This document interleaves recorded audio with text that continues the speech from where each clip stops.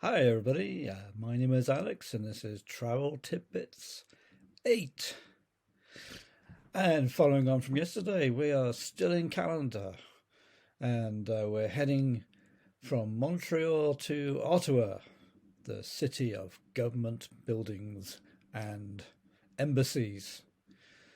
There's no doubt there's some very fine buildings in Ottawa, but these Canadians, I think there was some architect there who wanted to build places that were more impressive than the British equivalent.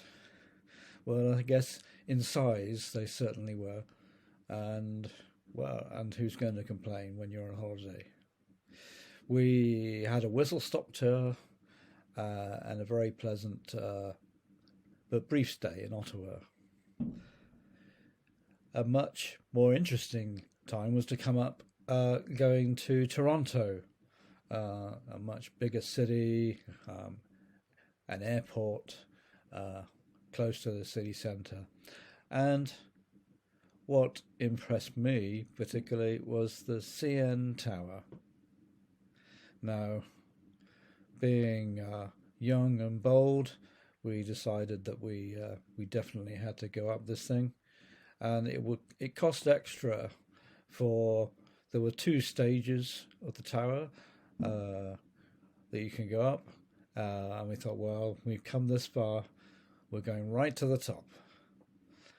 And the last section, a special external lift, has glass on the outside and a see-through glass floor. My friend was not very keen on this. All the way up and later all the way down, he faced the building. He was not keen on seeing the Toronto skyline from a moving lift with a glass floor. I don't blame him. It's a long way up.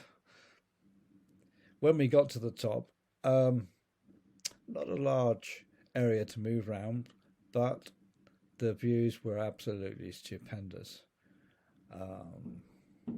Yeah, everything looks so small despite being such a large city. The only unnerving thing was a sign next to the lift that said that at any given moment the top of this building is moving between 4 and 6 feet in each direction. I wish they hadn't told us that. Anyway, it was time to move on to something very special. Yeah, it's called the Niagara Falls. And we were told, and we thought, well, this can't be true, surely. But they said, oh, you'll be able to smell the Niagara Falls from at least 10 miles away.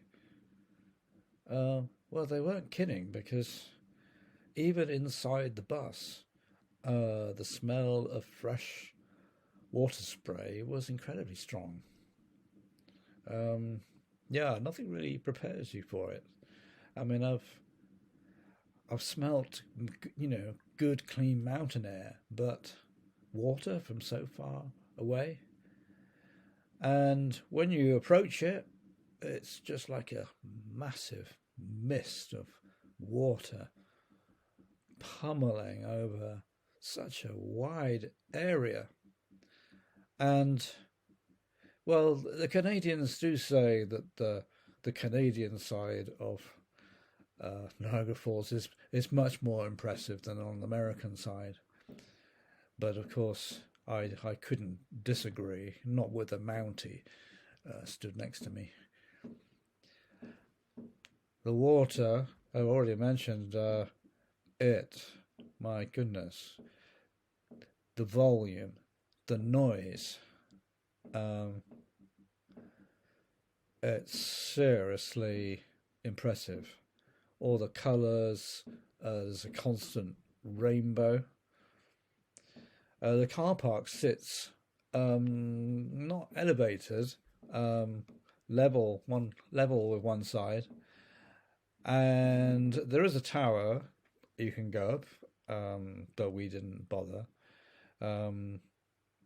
But we did decide that we would do two activities while we were there. There's a boat called the Maid of the Mist, and they give you sou'westers to wear. It's like, oh, we won't need these. For goodness sake, it's only a bit of water. But this boat sailed pretty much right up to the falls. I mean, we got absolutely drenched.